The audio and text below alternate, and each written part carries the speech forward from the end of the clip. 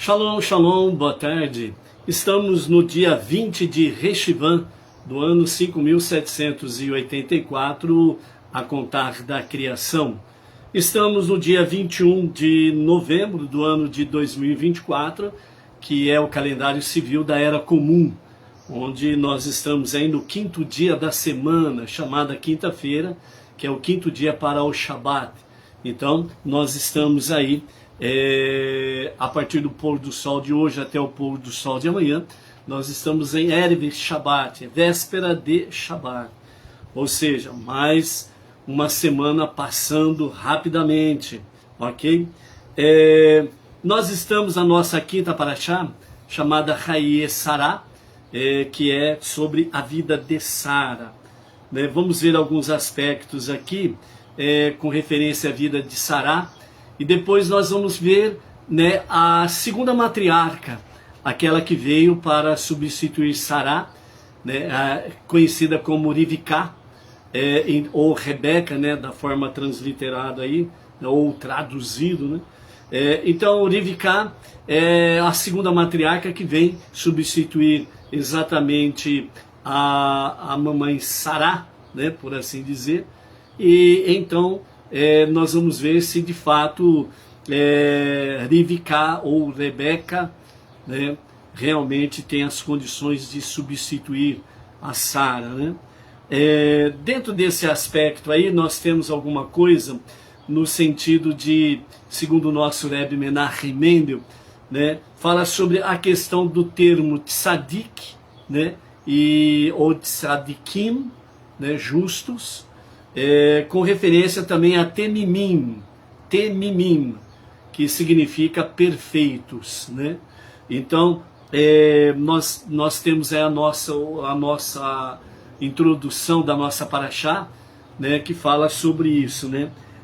Assim como eles são perfeitos, também seus anos são perfeitos. Então, por isso, temimim, que está conectado exatamente com a questão de perfeitos, trazendo uma certa superioridade com a questão dos tzadikim, os justos. O temimim, os perfeitos, os seus dias e os seus anos de existência são perfeitos, que é o caso específico de Sará.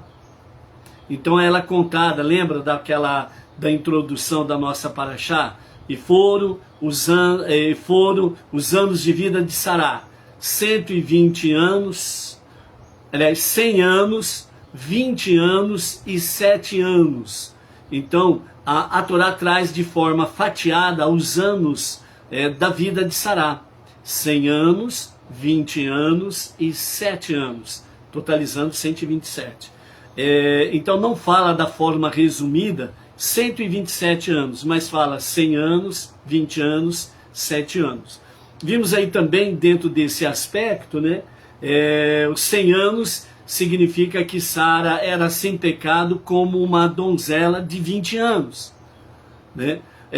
20 anos Sara era bela, assim como uma criança de 7 anos, certo?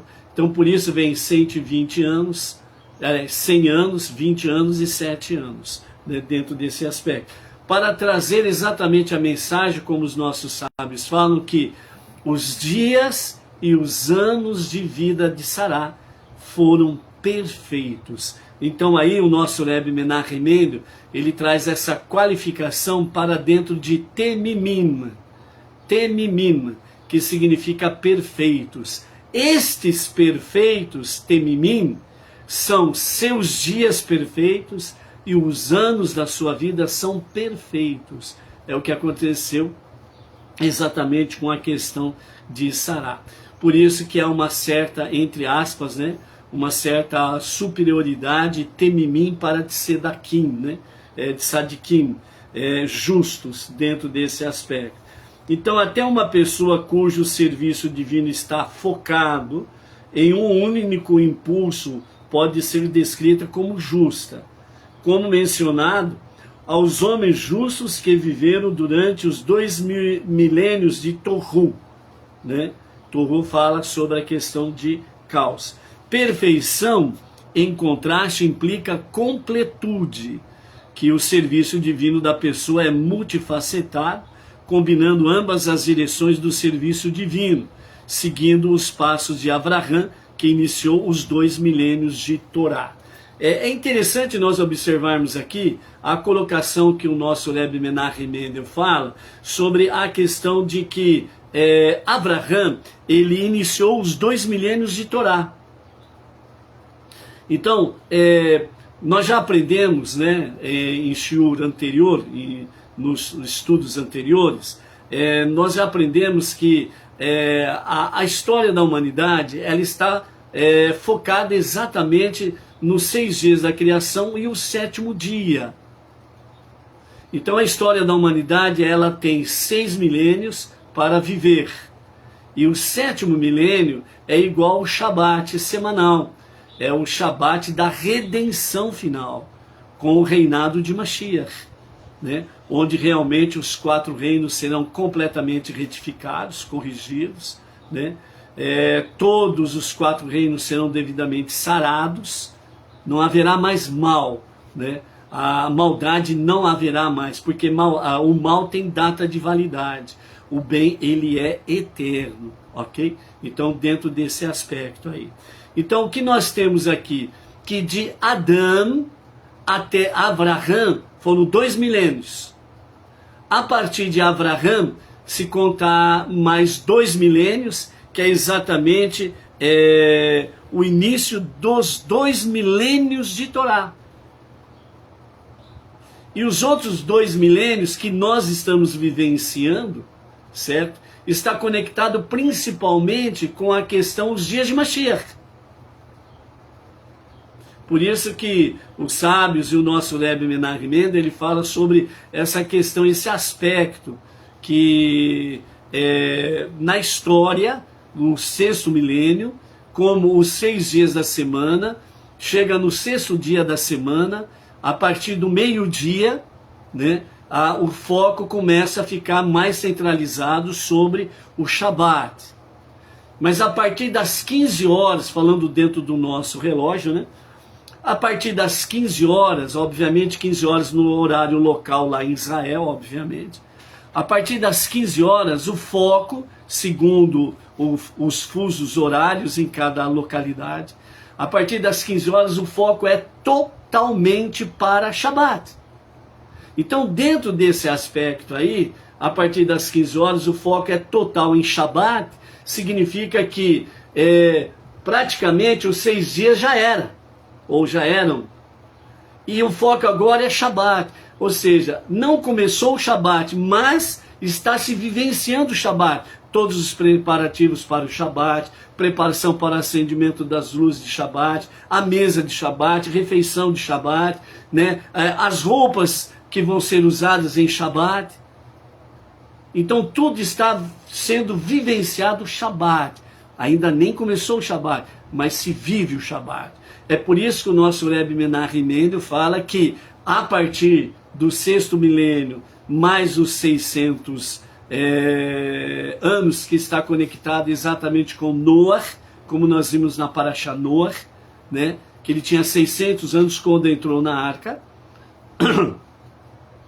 Então, nesse aspecto aí, o 6º milênio, que é exatamente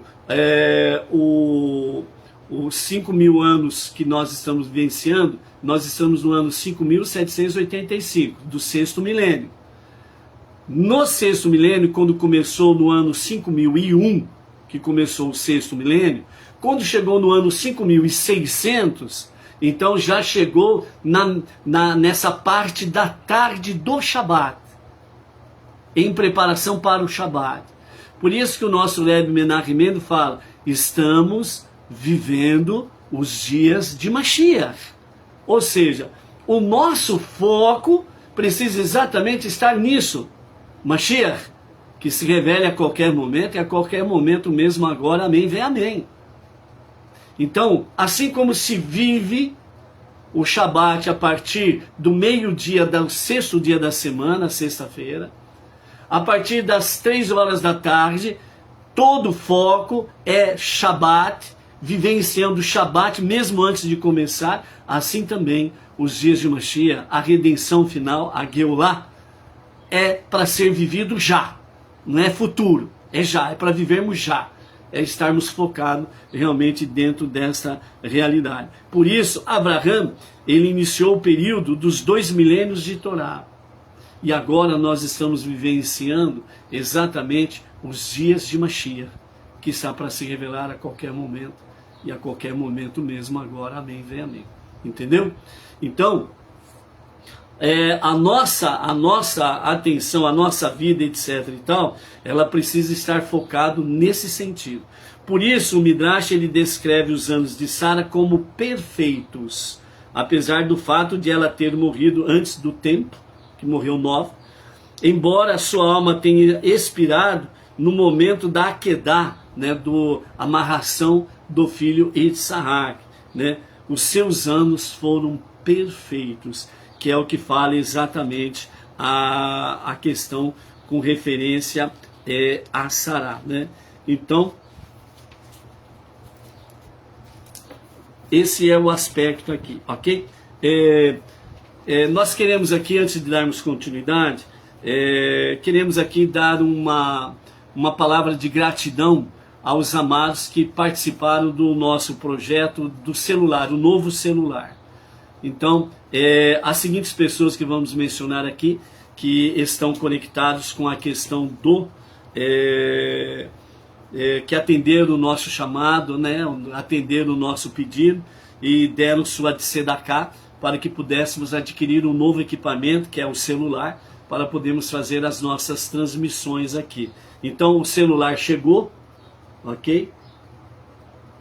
É o Xiaomi Redmi Note 13, ok? Que é o que foi indicado aí pelo meu genro, o Igor Neves Paulovic, né? Para podermos fazer as transmissões com mais tranquilidade e com mais qualidade também. Então, as seguintes pessoas, né? Nós agradecemos aqui, né? O pronto atendimento para assim adquirirmos um novo equipamento. O Halisson Jorge Martinez Garcia de Birigui, o Gabriel Moutinho, né, aqui de Bauru, o Roberto de Freitas de Paraguaçu Paulista, o Sebastião de Oliveira lá da Flórida, Estados Unidos, o emissário Emerson e a esposa, a Débora, né, e o filho Miguel, né, família toda aí do Emerson e o nosso emissário querido. A Ana Teresa Passim Planet, lá da sinagoga sede lá do Brooklyn, lá em São Paulo. O Leandro Rodrigues da Silva, a Maria Margarida, né, que é a esposa do Leonardo, lá do Ceará.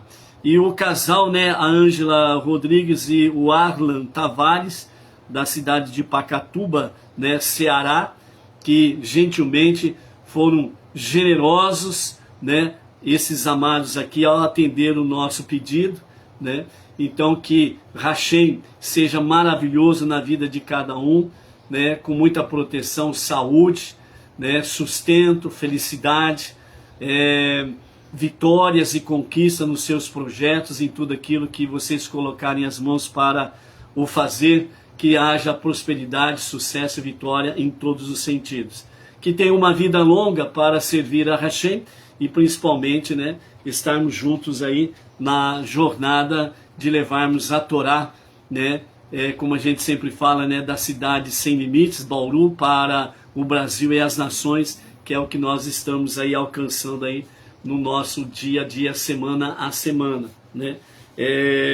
Não somos, né, como Sará, os seus dias e anos eram perfeitos, mas queremos aí, né, ajudar nessa continuidade, né, juntamente, né, todos nós, realmente trazendo mais luz e presença divina, bem como também transformando este mundo para ser a moradia de Hashem. Então, aos nossos amados, fica aqui a nossa gratidão, e Hashem seja sempre o motivo da vossa alegria, felicidades e bênçãos sem fim. Baruch Hashem. Ok? É isso daí. Na sequência que nós temos aqui, exatamente o envio de Avraham após a morte de Sará, do seu servo Eliezer, para ir até Padan Aram, para buscar uma esposa para o seu filho Itzhak, né? A advertência clara que Avraham deu ao seu servo Eliezer era: o meu filho não vai para lá, você vai lá e vai buscar e vai trazer uma esposa para ele, né? O Eliezer, né, um servo fiel, de altíssima confiança da parte de Avraham. Avraham não tinha dúvidas nenhuma quanto à capacidade e à fidelidade de Eliezer. E ele, ao mesmo tempo, tentou, né, ver se conseguia amarrar um casamento com a filha dele. Mas aí Avraham disse não, né, tem que ser lá da minha parentela. Então Eliezer se põe a caminho e vai em direção a Harã para buscar a noiva. E ele faz um juramento, né, que ele não vai se desviar do caminho, bem como também ele vai cumprir fielmente a tarefa. Nesse aspecto, nós temos aí que Eliezer, como ele fez um juramento, ele sabia que tinha que cumprir aquele juramento. Se ele não cumprisse aquele juramento, ele sabia que coisas desagradáveis, maldições ocorreriam na sua vida. Então ele pergunta ao seu Senhor: mas e se ela não quiser vir comigo? E Avraham disse bem claro: ó, o Eterno enviará à tua frente um anjo e ele vai providenciar momentos e situações para que você possa ver e entender de fato, né, qual é a moça para ser escolhida para ser a esposa. Porém, se ela não quiser vir contigo, você está livre do juramento, porque aí já não depende dele, né? Então depende da moça ela dar a resposta e seguir aquele estranho, aquele servo estranho. Já pensou, um estranho chega numa localidade e vai levar a moça justamente para o seu senhor, né? Como que fica isso? Sair junto com um estranho, né? Então tem que ser realmente algo divino, senão não acontece não, sem sombra de dúvida. Então você fica livre do seu juramento se ela não quiser vir. E aí a providência divina vai tomar as suas devidas ações para realizar. Mas fique certo, né?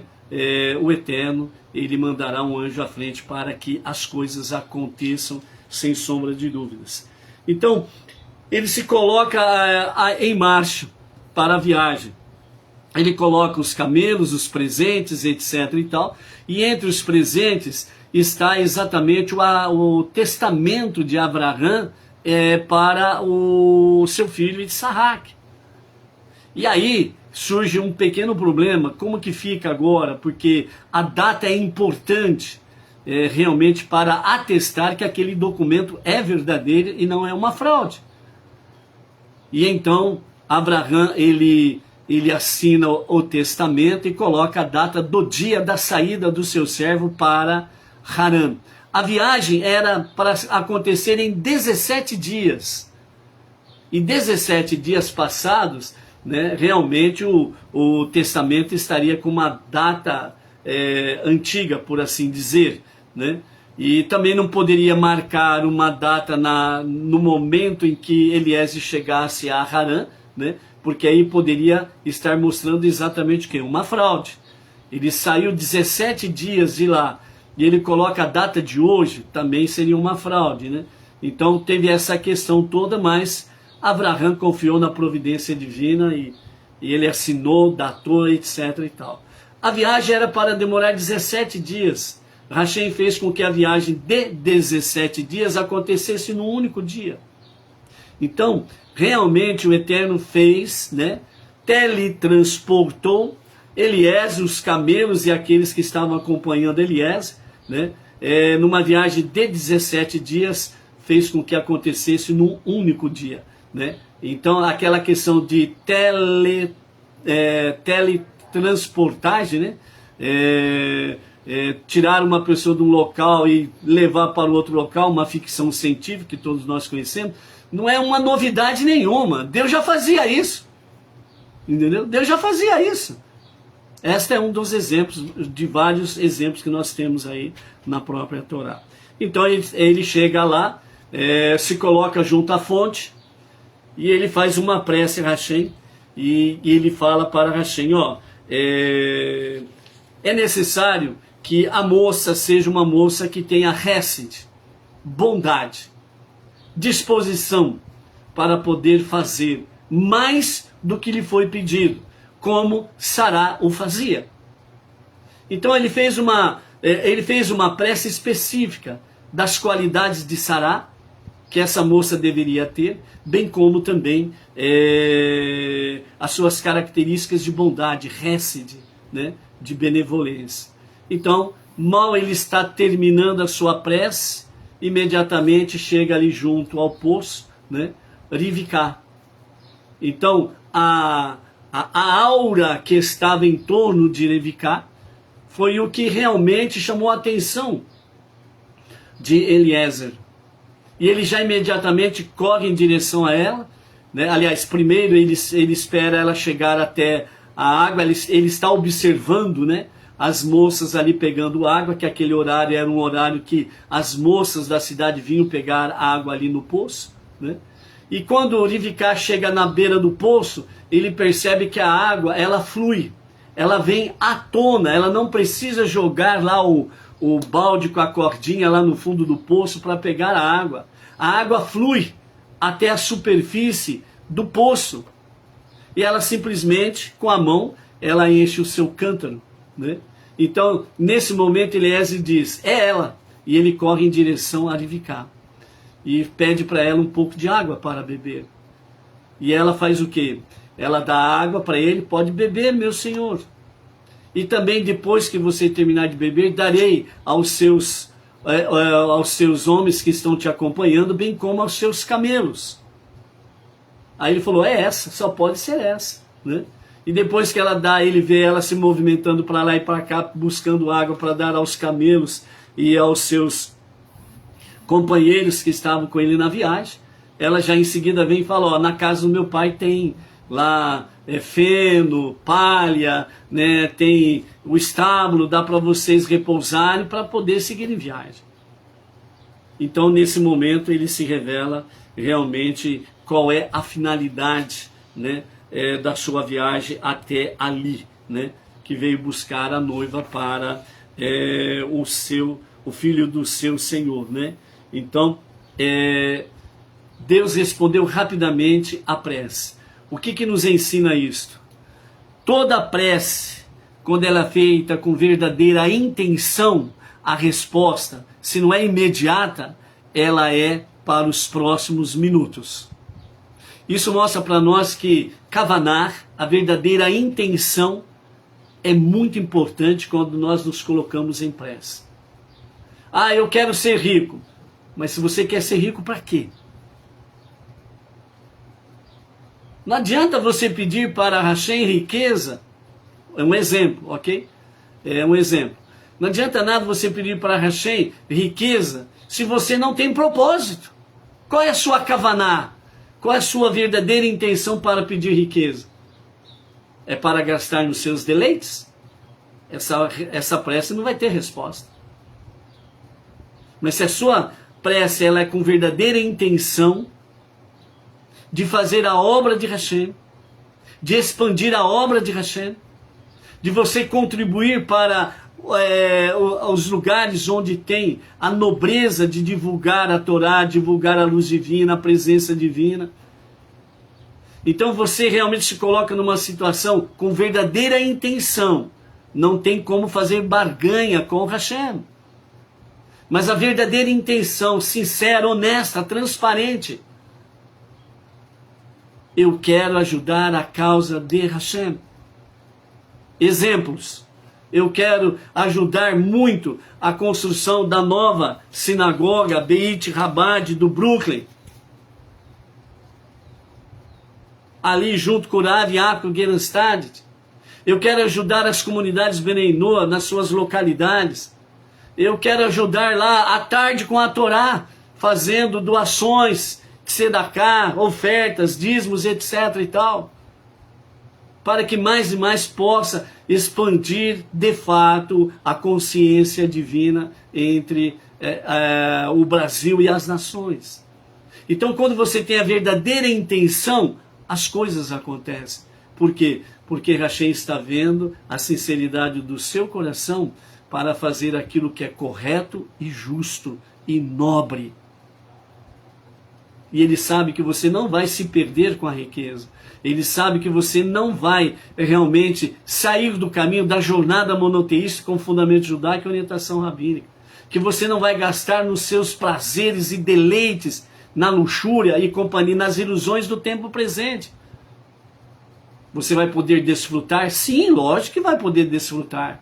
Você vai poder fazer viagem? Lógico que você vai poder fazer viagem.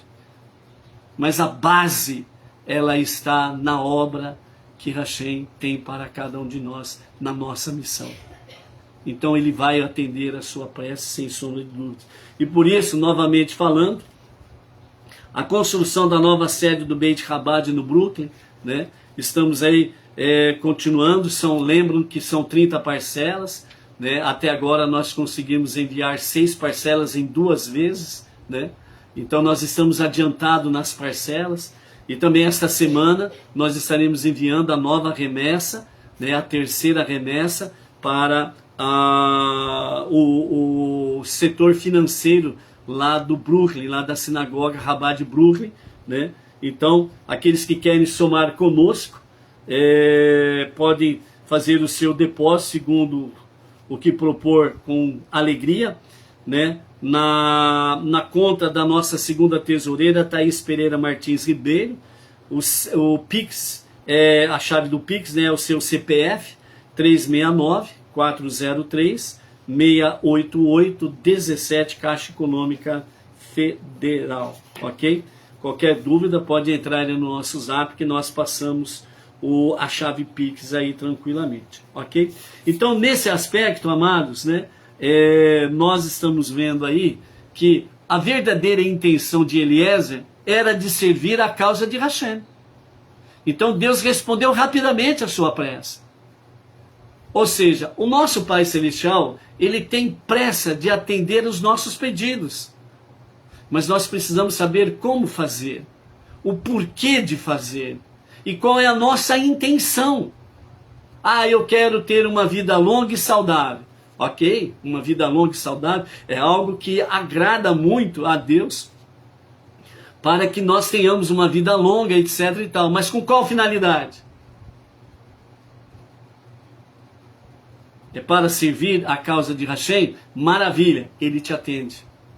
Ele vai te dar saúde e vigor para você ter uma vida longa. Você quer ser rico? Na mesma intenção verdadeira, também ele vai te atender. Porque ele sabe que você não vai ser mesquinho, egoísta, e muito menos, você não vai se perder no meio do din-din, né? Din-din. Ele sabe que você vai se manter seguro, firme, maduro, equilibrado. Então, nós precisamos ver a intenção da nossa prece. E Eliezer foi objetivo na sua prece. E muitas vezes o que nos falta é exatamente isso. Nós fazemos prece, mas não somos objetivos. Aí depois a gente diz assim, mas espera aí, o Eterno não responde a minha prece. Mas como que ele vai responder? Você não falou as claras. Aí ele sabe tudo? Lógico que ele sabe tudo. Mas como pai, ele quer ouvir da voz do seu filho, da boca do seu filho. Isto e mais isto. Seja objetivo com Deus. Seja objetivo com o Pai Celestial. Seja prático com o Pai das Misericórdias. O Deus Todo-Poderoso. Hashem. Entendeu? E ele vai dar resposta, não vai te deixar em dúvida de forma alguma. Ok? Então, segundo o Midrash, através do Rabi Shimon Bar Yochai, ele diz: 3 pessoas foram atendidas enquanto suas palavras ainda estavam sobre suas bocas. Eliezer, o servo de Abraham, Moshe e Salomão. Foram atendidos rapidamente nas preces que eles estavam fazendo. Por quê? Porque Deus viu de fato a kavaná, a verdadeira intenção do coração. Com relação a Eliezer, o versículo declara, ele ainda não havia terminado de falar, né, que é o verso 15 do capítulo 24. E veio Rivca, e ele viu que ela se aproximou do poço e a água veio até a superfície da boca do poço, e ela simplesmente pegou a água, né, e encheu o seu cântaro. Com relação a Moshe, o versículo afirma que após a sua autoridade ter sido desafiada por Corá, quando ele acabou de pronunciar todas estas palavras, o chão abriu, que nós vimos lá em Bamidbar, Números, né, no capítulo 16, verso 31, né, quando Moshe disse, se eles morrerem de uma morte que nunca aconteceu, se a terra abrir a sua boca e engoli-los, né, foi a revolta de Corá, né, e o chão abriu e engoliu Corá e os seus seguidores. Com relação a Salomão, declara o versículo, né, em 2 Crônicas, capítulo 7, verso 1, quando Salomão terminou de falar com Deus, o fogo desceu do céu, né, atendendo à petição de Salomão, né. Então a oração de Eliezer foi até maior que a de Moshe e Salomão, aliás, uma vez que eles só foram atendidos depois de acabarem de falar, enquanto que Eliezer ainda não havia terminado de falar quando Rivca apareceu, né? Conforme diz o Midrash em Bereshit Rabbah 60, verso 4, né? Que é o Midrash Shechel Tov, né? Então, Moshe e Salomão terminaram a sua prece e foram atendidos. Eliezer, antes de terminar, ele já foi atendido que Rivca apareceu. Ou seja, nós estamos vendo aí exatamente o que? Se falasse de Moshe e Salomão, né? Moshe e Salomão, né? Afinal de contas, quem são eles, né? Olha os personagens que eles são. Então Deus respondeu antes deles terminarem de falar, não. O Eterno atendeu as preces de Moshe e Salomão depois que eles terminaram a sua prece. Enquanto que Eliezer, o servo, o empregado de Abraão, antes dele terminar a sua prece, ele já foi atendido.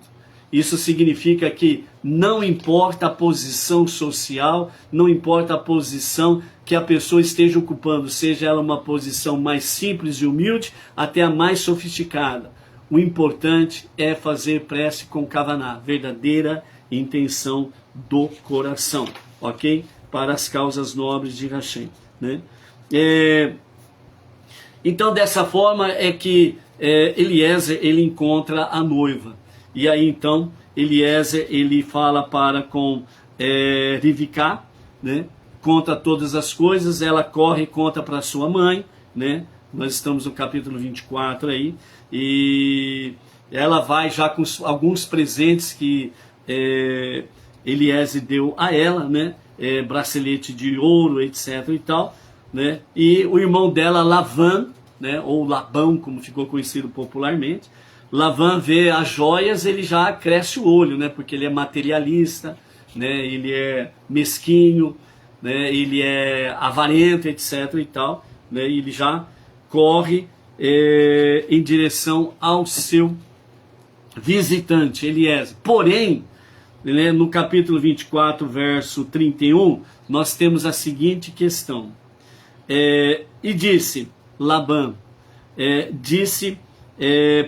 para Eliezer, vem abençoado por Deus, porque tu ainda permaneces aqui fora?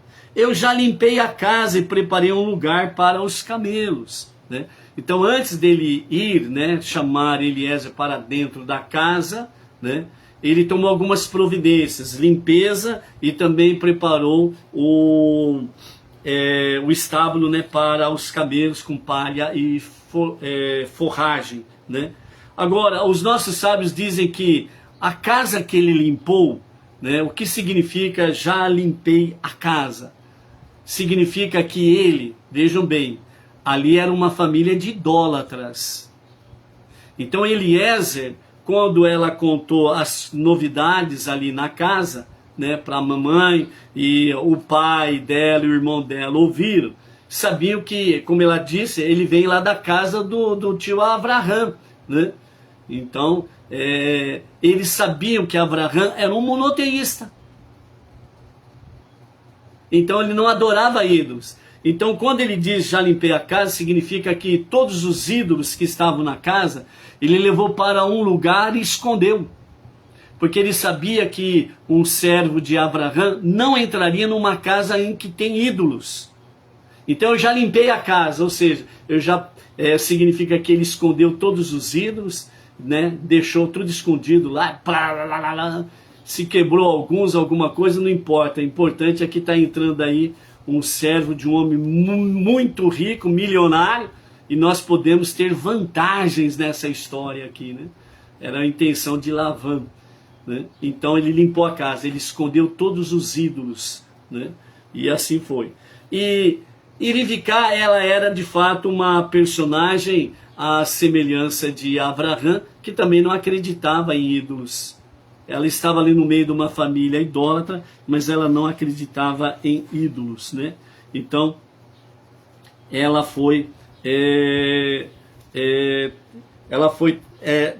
tem um ditado que diz assim, toda família tem uma ovelha negra, né? Falando no sentido de uma pessoa ruim no meio da família, né? Aqui é diferente. No meio de uma família de ovelhas negras, né, tem uma ovelha branca, né, que significa no sentido de escuridão espiritual, né, e significa isso. Então, dentro desse aspecto aí, né, a ovelha branca era exatamente a Rivká, né, que significa pureza, né, dentro desse aspecto aí, ok? Antes de falarmos de Rivká, né, trazer um traçado, né, mais profundo sobre Rivká, nós queremos deixar aqui um um shalom para a Bruna Maia de Parobé, no Rio Grande do Sul, ali perto da cidade de Taquara, né? O Mário Sabadini, Tijuca, Rio de Janeiro, né? Nós temos aí 3 aniversariantes da semana, né? A Pérola Silva,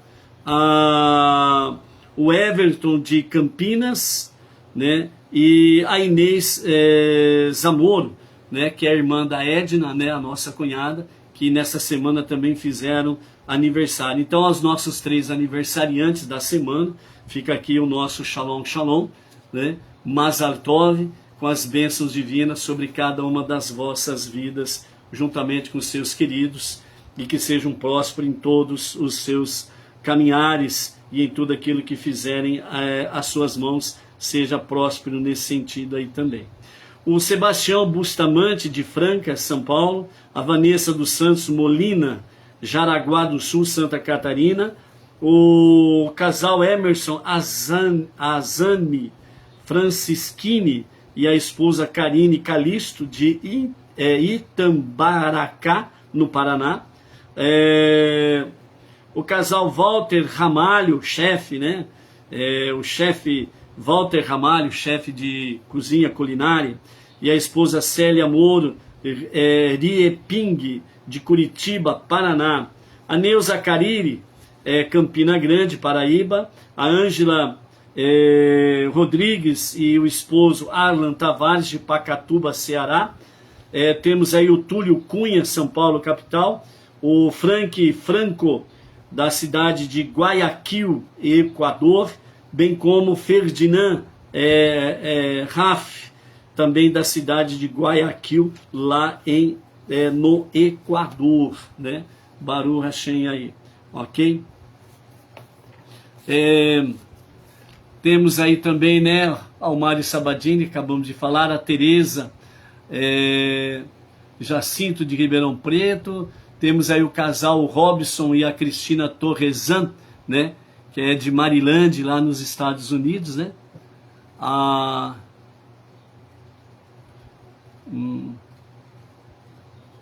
O Robson aqui está falando, né, o Robson e a Cristina, que acabaram de receber a notícia dos exames médicos, né, da cura, né, da sua enfermidade.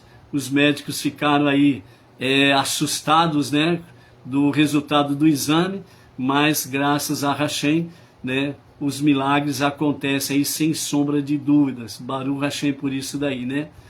Ele fala que pegou um fungo muito perigoso e realmente o Eterno fez um milagre aí com a medicação, com o tratamento, né, juntou o divino e o humano, né, o espiritual e o físico, né, e o milagre acontece sem sombra de dúvidas. Baruch Hashem, né, ao Robson e à Cristina Torresan, né, lá de Maryland, Estados Unidos. Temos aí Edith Monteiro, lá de Portugal, né, a Maria Soares, de Campinas, interior de São Paulo, né,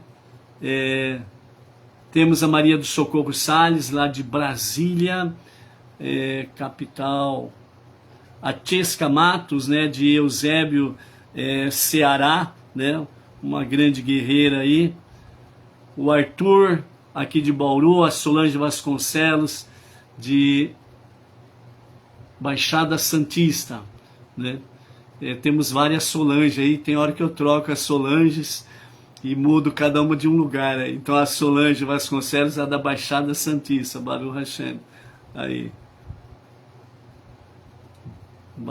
A de Machado, né? A de Machado, lá de Alvorada, Rio Grande do Sul, né? Baruch Hashem aí, ok? Então, Sará, quando estava viva, 3 milagres aconteciam na sua tenda. Uma era uma nuvem da glória de Hashem que ficava sobre a sua tenda. As luzes de Shabat, que ela acendia à tarde da sexta-feira, ficavam acesas até a próxima semana, na sexta-feira à tarde.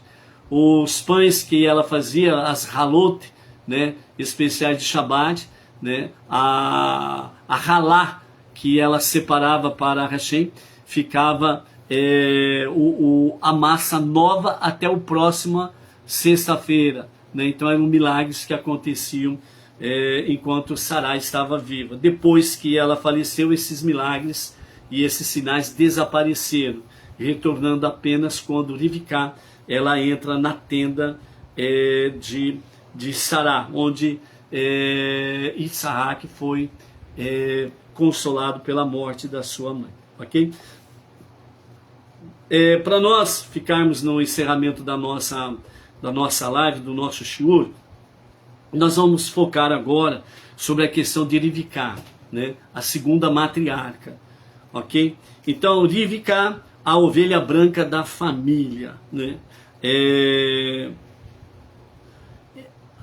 O fator predominante em Rivká é a total confiança naquilo que faz. Ela exibe consistência, certeza e comprometimento em tudo que acredita ser a coisa certa. Esse espírito resoluto é a característica mais destacada de Rivká, a Rebeca, ok? Então, é um espírito resoluto, determinado. Tem que ser feito? Faz, não pensa duas vezes. Tem que ser feito, é para fazer. A coisa é certa, é essa? Então tem que ser feito. Então essa era a determinação de Rivká. Encontramos, né, Rivká em Gênesis capítulo 24, que nós estamos aqui fazendo a reflexão. Ela se comporta de um modo que foi característico ao longo de toda a sua vida, sem pretensão, com a mesma cálida sinceridade que marcou suas ações posteriores. Embora então ainda fosse muito jovem, ela já tinha uma grande maturidade e essa maturidade foi se desenvolvendo no seu dia a dia. Ela recebeu um estranho de um país distante com uma graça extraordinária, assumindo a preocupação de dar água aos camelos até que terminaram de beber. Ela então se apresentou ao estranho e lhe disse a respeito da casa de seus pais: tanto palha quanto forragem temos bastante, e também lugar para dormir, diferente de Sodoma e Gomorra. Sodoma e Gomorra era proibido ajudar os transeuntes, era proibido ser hospitaleiro, era proibido ajudar alguém. Então aqui nós vemos a diferença, né? Na cidade, apesar de idólatra, ela tinha hospitalidade. E Rivká, ela tinha uma hospitalidade mais especial ainda, ok? Então, àquela altura, ela não sabia quem era a pessoa que estava convidando ou qual seria o significado disso em sua vida futura. No entanto, assumiu a responsabilidade Os camelos beberiam água, seu dono, assim como seus servos, beberia, e haveria lugar na casa de seu pai, onde passar a noite, ok? Então, a capacidade de chegar à conclusão correta era uma das características de Rivká. Rivká, ela é o oposto de Yitzhak, e ela vem completar Yitzhak. E Yitzhak aparece destacadamente como uma pessoa que não toma decisões, como uma pessoa para a qual as coisas acontecem, né? Em seu primeiro grande teste, quando foi amarrado no altar, que está lá em Gênesis 22, Yitzhak não agiu, e sim foi objeto de uma ação. Ele não saiu em busca de uma esposa foi trazida até ele. Depois disso, em cada etapa da sua vida, era Rivká quem decidia e agia adequada e confiantemente. Enquanto Yitzhak se mostrava hesitante e inseguro, quando foi necessário perguntar a Deus o significado do conflito que havia em seu útero, não enviou seu marido para consultar a Hashem. E foi ela mesma a buscar orientação. No capítulo 25 vemos isto. Mais do que isso, guardou consigo a informação que recebeu e tirou dela suas próprias conclusões. Então nós vemos aí realmente Rivká, ela fazendo acontecer as coisas, não esperando acontecer, ok? Então, ela fazia o que achava que tinha de fazer e depois se retirava para o seu lugar nos bastidores. Ela não ficava procurando holofotes. Para os sábios, as matriarcas tinham poderes de profecia superiores aos dos patriarcas. E Rivká, de fato, agia como uma profetisa, respondendo a uma percepção que atravessa o véu do presente. Ou seja, ela via o futuro. Ela não ficava focado no presente. Ela via o futuro. No caso dela, não era um estado de prevenção constante, mas flashes de uma clareza exaltada, consistente, com a descrição, realmente como Maimônides diz, né, e comenta, né? Fez da profecia como brilhar de um relâmpago, revelando a rota a ser tomada. Nesse sentido, em todos os momentos cruciais de sua vida, Rivká teve uma clareza de visão maior do que a daqueles que a cercavam. Ou seja, em torno dela, ela tinha visão do futuro, ela tinha visão profética. Nem o próprio Yitzhak tinha. Como Sará tinha uma visão profética do futuro que Abraham não tinha. Ela viu que Ismael seria pernicioso para Yitzhak. E ela disse para Abraham: manda embora a escrava e o seu filho, porque ele não herdará com meu filho. E Abraham não queria fazer, mas realmente Deus disse para Abraham: faça tudo o que Sara disser. E assim ele o fez. Entendeu? Então essa é a questão aí. Então aqui Rivká, ela está seguindo o mesmo patamar de Sará. Sabia que devia dar água aos camelos. Sabia que tinha de ir embora com o estranho, servo de Abraão, e que este era seu destino. Quando avistou Yitzhak, sabia que ele era o homem. E quando teve os seus filhos, sabia qual deles teria o direito de primogenitura. Em cada momento de suas intervenções, Rivká estava agudamente consciente da situação imediata e do futuro. No entanto, segundo o Talmud, né, Rivká nem sempre tinha consciência de sua própria intuição e visão profética, ou seja, ela nem imaginava a dimensão que realmente as coisas seriam no futuro. Ela tinha uma visão do futuro, mas ela não imaginava a grandiosidade desse futuro, né? Uma importante chave para compreender o caráter de Rivká é dada na passagem em que ela é descrita como Rivká, filha de Betuel, o arameu, de Padã Aram, e irmã de Lavã, o arameu, que está em Gênesis 25:20. Esta tríplice ênfase nas origens dela de quem era filha e de quem era a irmã, bem como de onde provinha a sua localidade, é muito significativa. Rivka foi um desses casos não acidentais de crianças com muitas qualidades, criadas numa família que, apesar da excelência ancestral e das boas conexões, estava em decadência. Vemos essa decadência na hesitação de Betuel, né, o pai que parece ter abdicado de seu papel em favor do filho, né? Lavan, a figura que decide na família. Vamos conhecer melhor Lavan, né? Aqui mais algumas passagens, mais alguns capítulos, quando Yaakov foge para exatamente lá a casa de Lavan, né? E o que ele vai fazer com Yaakov, né? O seu relacionamento, né, com Yaakov, filho de Rivka. Ou seja, o próprio Yaakov era sobrinho de Lavan. Mas mesmo assim nós vamos ver o quanto que ele maltrata Yaakov, né? O filho da sua irmã, né? Rivka. Lendo nas entrelinhas da narrativa bíblica, podemos constatar que a família tinha seu lado não palatável. Na época do casamento de Rivka com Yitzhak, ela provavelmente ainda mantinha algo de suas pretensões e aparências exteriores, mesmo quando já declinava para uma vida de pobreza, de enganação mesquinha e de desonra, que era o caso da família em decadência. Dos dois ramos da família de Terah, a linhagem de Avraham é descrita como grande e poderosa, enquanto a outra, de Nahor, decaiu, perdeu suas propriedades, envolveu-se no pequeno comércio. E Rivka, portanto, é uma figura atávica, retratada como contendo dentro de si a força e a vitalidade da grande linhagem da qual descenderam os patriarcas. Na mistura das diferentes linhas familiares, ela era a pessoa mais saudável em uma família doentia. E uma criança saudável e brilhante numa família decadente, defeituosa, é de fato uma dádiva do céu. No caso de Rivka, é ela quem toma decisões rápidas, drásticas, porque ninguém ao seu redor é confiável para isso.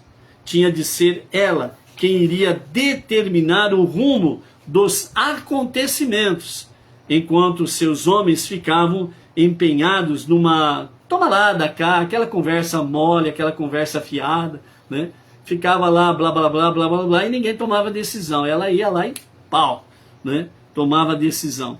Então, desde a infância, ela teve de aprender a ser dela a responsabilidade. E essa característica permaneceu com ela durante toda a sua vida, né? Lembrando, né, antecipadamente, o episódio de o momento em que Yitzhak manda Esaú buscar lá uma alimentação, né, especial para ele, para dar a bênção. E Rivka escuta e ela faz com que Yaakov vá receber a bênção.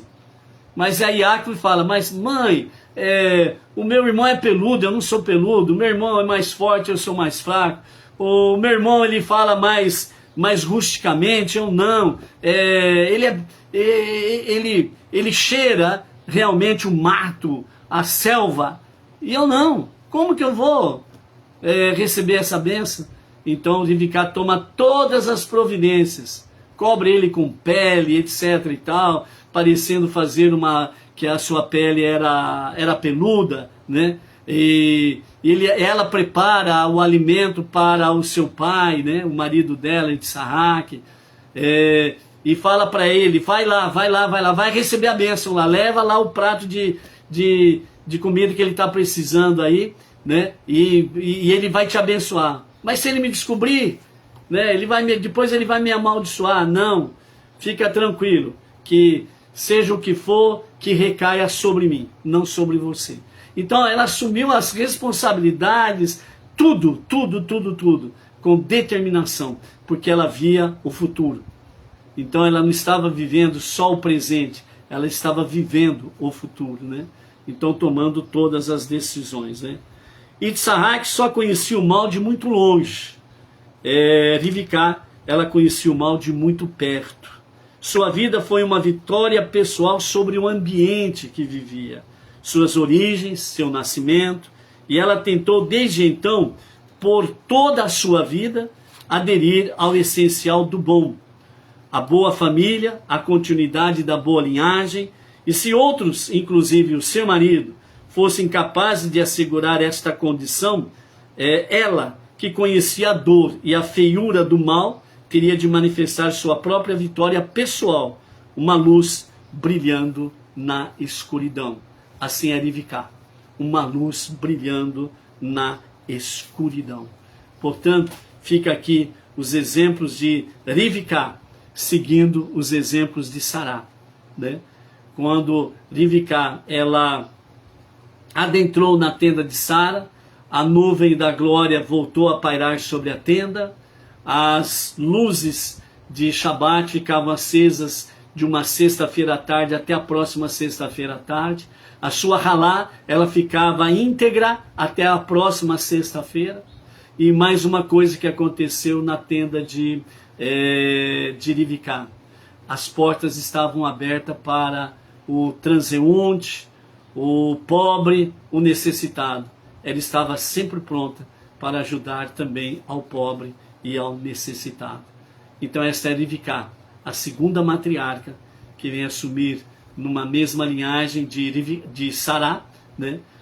Dando continuidade às matriarcas que têm um grande e maravilhoso papel na história do povo judeu e na história da humanidade. Que esses exemplos possam mudar cada vez mais as nossas Batinoach, né? As nossas mulheres, e que toda mulher judia continue seguindo os passos das matriarcas, ok? Baruch Hashem.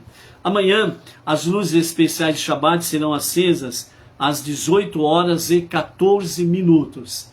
É o acendimento das luzes especiais de Shabbat.